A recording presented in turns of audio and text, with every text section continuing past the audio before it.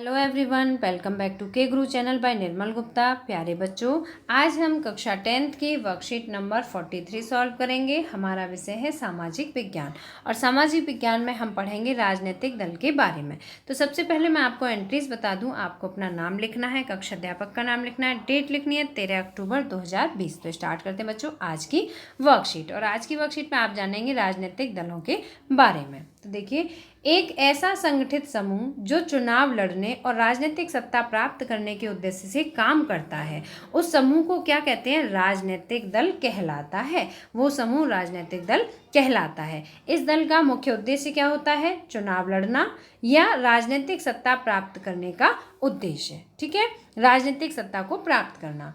राजनीतिक दल के 3 प्रमुख हिस्से होते हैं। कौन कौन से हैं बच्चों? नेता, सक्रिय नेता और अनुयायी या समर्थक। तो आपको याद रखना है, राजनीतिक दल के 3 हिस्सा कौन कौन से होते हैं? एक नेता, एक सक्रिय नेता, एक नेता जो कि नेतागिरी का काम कर रहा है, और एक जो बहुत ही एक्टिव होकर कार्य कर रहा है सक्रिय नेता के रूप में, और तीसरा होता है उसके अनुयायी या समर्थक। ठीक है, जिसमें मतदाता भी आते हैं। अब बच्चों, इसके बाद हम पढ़ेंगे राजनीतिक दल के कार्य। जो भी राजनीतिक दल होते हैं जिनका उद्देश्य चुनाव लड़ना होता है या राजनीतिक सत्ता प्राप्त करना होता है, उनके क्या क्या कार्य होते हैं। तो राजनीतिक दल के पहला कार्य होता है चुनाव लड़ना। उसका प्रमुख उद्देश्य ही चुनाव लड़ना होता है। दूसरा होता है सरकार बनाना या चलाना। ठीक है, सरकार बनाना व चलाना। सरकार को बनाना मतलब सरकार में कुछ चुने हुए प्रतिनिधियों को भेजना, और इसके अलावा उन प्रतिनिधियों के लिए जो नियुक्त समय होता है, जैसे 5 वर्ष का समय होता है, तो उन्हें 5 वर्ष तक सुचारू रूप से अपनी सरकार में बनाए रखना। और तीसरा कार्य होता है विपक्ष की भूमिका निभाना। आपने बच्चों देखा होगा कि जो सत्ता में चुने हुए प्रतिनिधि होते हैं वो सत्ताधारी दल होता है ना, वो सत्ताधारी दल होता है जिसकी सरकार होती है, और दूसरा दल जो कि हार गया होता है, जो कि सत्ता में नहीं होता है, वो राजनीतिक दल विपक्ष की भूमिका निभाता है।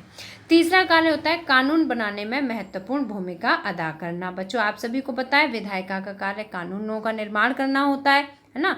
तो जो विधायिका में जो भी सदस्य होते हैं वो कौन होते हैं? जनता के चुने हुए प्रतिनिधि होते हैं। तो जो जनता के चुने हुए प्रतिनिधि होते हैं वो राजनीतिक दल के ही सदस्य होते हैं, जो कि चुनाव लड़कर सत्ता में पहुंच जाते हैं, और उनका महत्वपूर्ण कार्य क्या होता है? फिर कानूनों का निर्माण करना। नंबर 5 है जनमत का निर्माण करना। जनमत मतलब जनता का समूह। ठीक है, जनमत का निर्माण करना, जनता को अपने पक्ष में करना, राजनीतिक दल का प्रमुख कार्य होता है। बच्चों, अब इसके बाद हम पॉइंट पढ़ेंगे नेक्स्ट, राजनीतिक दलों की आवश्यकता। राजनीतिक दलों की हमें क्यों आवश्यकता होती है? तो नंबर 1 पढ़ेंगे हम, जब समाज बड़े और जटिल हो जाते हैं तो उन्हें विभिन्न मुद्दों पर अलग अलग विचारों को समेटने और सरकार की नज़र में लाने के लिए राजनीतिक दलों की जरूरत होती है। यह है राजनीतिक दल की आवश्यकता।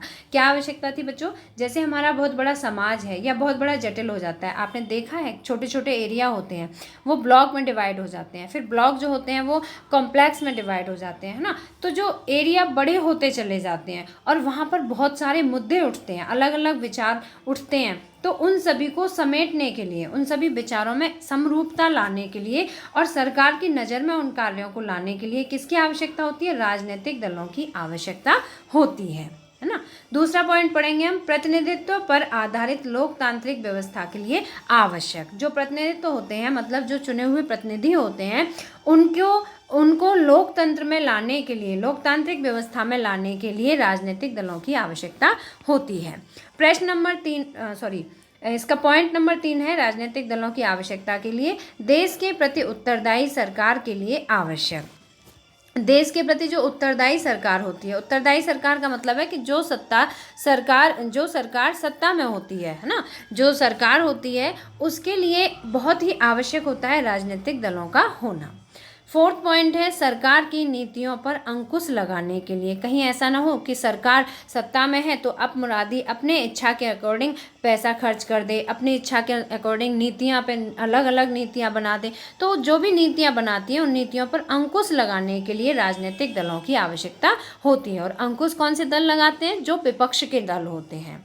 और नंबर 5 है सरकार का समर्थन करने व उस पर अंकुश रखने हेतु। राजनीतिक दल किस लिए होते हैं? सरकार का समर्थन करने के लिए। सरकार के द्वारा जो भी बनाए गए नीतियाँ होती हैं, कानून होते हैं, उन सभी का समर्थन करने के लिए राजनीतिक दलों की आवश्यकता होती है। तो बच्चों मुझे उम्मीद है कि आपको राजनीतिक दलों की आवश्यकता अच्छी तरह से समझ में आ गई होगी। अब बच्चों जो आज की वर्कशीट है इसमें पहला प्रश्न पूछा गया है कि हमारे देश में राजनीतिक दलों की ज़रूरत क्यों है। तो बच्चों अभी हमने जो 5 पॉइंट पढ़े थे, आप इन्हीं पॉइंट्स को नंबर 1 करके यहाँ लिखेंगे। नंबर 1 पे आप इसे लिखेंगे, नंबर 2, नंबर 3, नंबर 4 और नंबर 5। ठीक है, यही कारण थे जो हमें राजनीतिक दलों की ज़रूरत या आवश्यकता होती है। तो ये आपके पहले प्रश्न का आंसर है। ठीक है, ये आपके पहले प्रश्न का आंसर है। क्योंकि आज वर्कशीट में बिल्कुल क्लियर आंसर दिए हुए हैं, इसलिए मैंने सिर्फ लास्ट वाले क्वेश्चन का आंसर लिखा है। बाकी आंसर्स लिखने की ज़रूरत नहीं है क्योंकि आपकी वर्कशीट में बिल्कुल क्लियर आंसर दिए हुए हैं। आप इन्हें ही पॉइंट डाल डाल के लिख देंगे। तो हमारे देश में राजनीतिक दलों की ज़रूरत क्यों है, इसमें पॉइंट्स दिए हुए हैं, अभी हमने पढ़े थे। यही कारण है कि हमारे देश में राजनीतिक दलों की ज़रूरत है। जैसे पहला था, मैं एक बार फिर से पढ़ देती हूँ। जब समाज बड़े और जटिल हो जाते हैं तो उन्हें विभिन्न मुद्दों पर अलग अलग विचारों को समेटने और सरकार की नज़र में लाने के लिए राजनीतिक दलों की ज़रूरत होती है। ये पहली ज़रूरत हुई। दूसरा है प्रतिनिधित्व पर आधारित लोकतांत्रिक व्यवस्था के लिए आवश्यक होता है। तीसरा है देश के प्रति उत्तरदायी सरकार के लिए आवश्यक। 4th पॉइंट है सरकार की नीतियों पर अंकुश लगाने के लिए। और 5th पॉइंट है सरकार का समर्थन करने एवं उस पर अंकुश रखने हेतु। ठीक है बच्चों, तो मुझे उम्मीद है कि आप वर्कशीट देखकर प्रश्न के उत्तर अच्छी तरह से लिख पाओगे। तो ये आपके पहले प्रश्न का आंसर हुआ, बिल्कुल क्लियर दिया हुआ था, इसलिए मैंने अलग से नहीं लिखा है।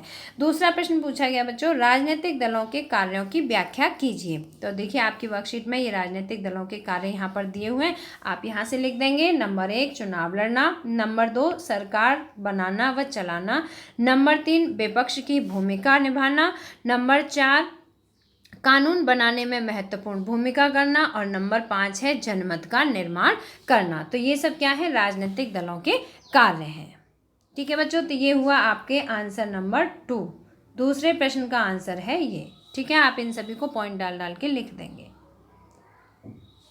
प्रश्न नंबर 3 है बच्चों, राजनीतिक दलों से आप क्या समझते हैं, है ना। तो इसमें बताना है राजनीतिक दल से आप क्या समझते हैं। तो देखिए आपकी वर्कशीट में स्टार्टिंग में ही दिया हुआ है, यहाँ से यहाँ तक आप पूरा लिखेंगे। ये आपके प्रश्न नंबर 3 का आंसर है, आंसर नंबर 3। ठीक है, एक ऐसा संगठित समूह जो चुनाव लड़ने और राजनीतिक सत्ता प्राप्त करने के उद्देश्य से काम करता है राजनीतिक दल कहलाता है।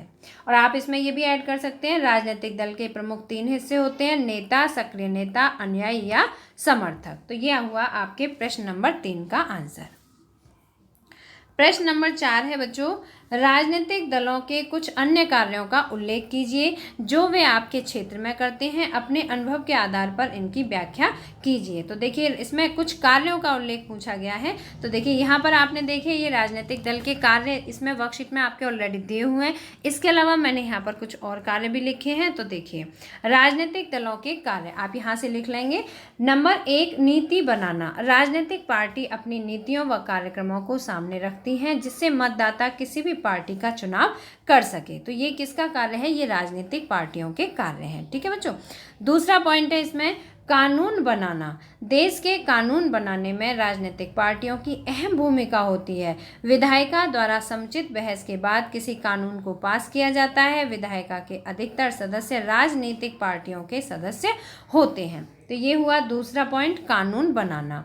अब इसके बाद तीसरा मैंने यहाँ लिखा है, आप यहाँ से आराम से इसे पॉज करके लिख सकते हैं। ठीक है, इसके बाद बच्चों इसमें तीसरा पॉइंट दिया है सरकार बनाना। सरकार बनाना, राजनीतिक पार्टियां सरकार बनाती हैं तथा चलाती भी हैं। राजनीतिक पार्टी का मुख्य कार्य राजनीतिक पदों को भरना तथा सत्ता का इस्तेमाल करना होता है। इसके अलावा शिक्षा का विकास करना, जन सुविधाओं का विकास करना, आम समस्याओं का निपटारा करना तथा जनता व सरकार के बीच तालमेल बिठाना होता है। तो बच्चों मुझे उम्मीद है कि आपको आज की वर्कशीट में पूछे गए सभी प्रश्नों के उत्तर लिखने में आसानी रहेगी, क्योंकि वर्कशीट में ही उनके उत्तर दिए हुए हैं। और जो 4th क्वेश्चन था जिसका उत्तर डिटेल में पूछा था, मैंने उसका लिखित रूप में आंसर भी दिया है, तो आप यहाँ से आसानी से लिख पाएंगे।